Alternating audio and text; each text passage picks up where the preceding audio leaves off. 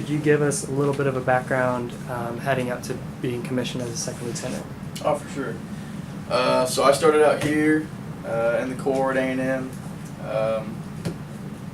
Graduated class of 2016, even though I was class of 2015. I got my degree in biological and agricultural engineering, so I had to do that super awesome victory lap as a fifth-year cadet. No regrets. As my time in the Corps came up doing Ranger Challenge, competed in Sandhurst, as well as the Bull Leadership Challenge that we have to do every year to get to Sandhurst. And then as a fifth year, I competed for BLC with the team, even though I wasn't in the Corps. And then after that, I kind of coached and mentored them up to where they went to Sandhurst because I got hurt.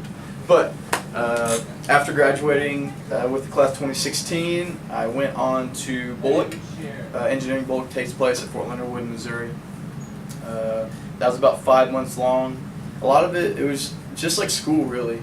You know, you wake up, you work out, you go to class, you get to do some pretty awesome field trips, demo range, or the demo range, demo week. We got to blow up a lot of stuff, so I had a pretty good time.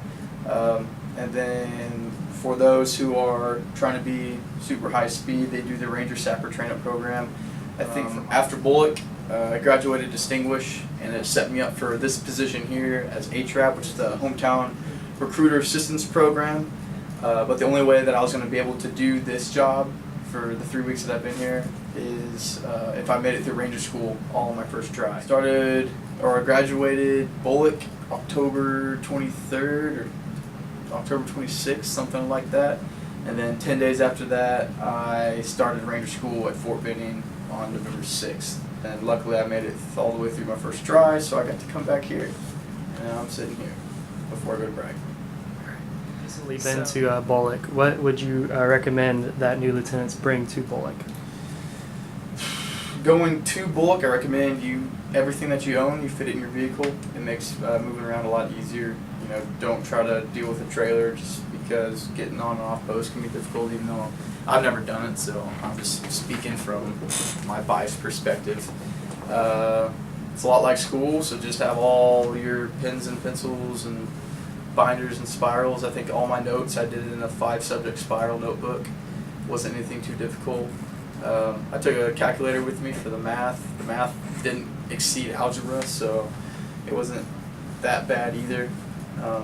There's some times when BOLC is gonna get down into a lull, but you know, just be social, hang out with some people, get to know people. Don't be an introvert. I mean, don't be an introvert, but just get out there, or else you'll get really bored.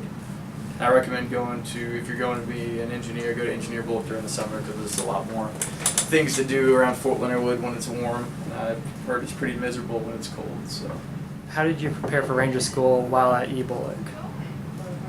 While I was at BOLC, like I said, the Ranger Sapper train-up just stayed in shape. I tried my best to be proficient with Ranger tactical tasks, which included, you know, knowing the radios, how to set a claymore, weapons assembly, disassembly. Pretty straightforward stuff, but it's nothing unmanageable.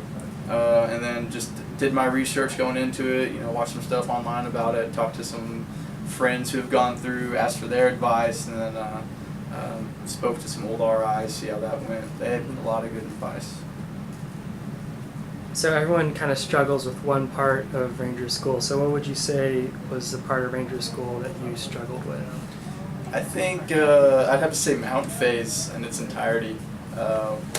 My class, whenever we got there, the class previous to us never had any weather, no precipitation, anything like that. And we get there and it's just raining off the entire time. The temperature stayed cold and it stayed wet, but it was just above freezing enough that, you know, it wasn't. It's just we were cold and we were wet. And then once we got out to the field, the temperature dropped, so all of our stuff that was already wet, it all froze. It was just a big miserable time up in those mountains. I never thought mountains would be the worst part. I always thought Darby was going to be the hardest part, but mountains definitely was the worst part of Ranger School for me, just because of the terrain and the weather. The RIs are going to tell you that. They're like, oh, just be prepared for the suck. That's all I can say. And then what piece of advice would you give just overall to lieutenants from your time so far in the Army? From my time so far in the Army, stay flexible. Just be willing to do what the Army needs you to do. It makes things easier on both sides of the party, even though you're the one who has to change so much. Stay optimistic for whatever happens. If you don't get exactly what you want, just work wherever you're put. Just work your hardest to be the best at it. Advice for BOLC: stay on top of your grades, stay on top of your PT, and then get out and have some fun. Because if you're kept up all the time not having fun, it's going to be miserable, because it's going to be what you make of it. And then for Ranger School, I'd say just do what you need to do to do what you're expected to do, and then don't make your buddies mad at you, because there's such thing as peer evals, and you can get peer dropped, and that's never a good thing. Don't draw attention to yourself. You've heard the phrase "stay in the gray," but just make sure you're not doing what you're supposed to, and you're doing exactly what's expected of you, if not more.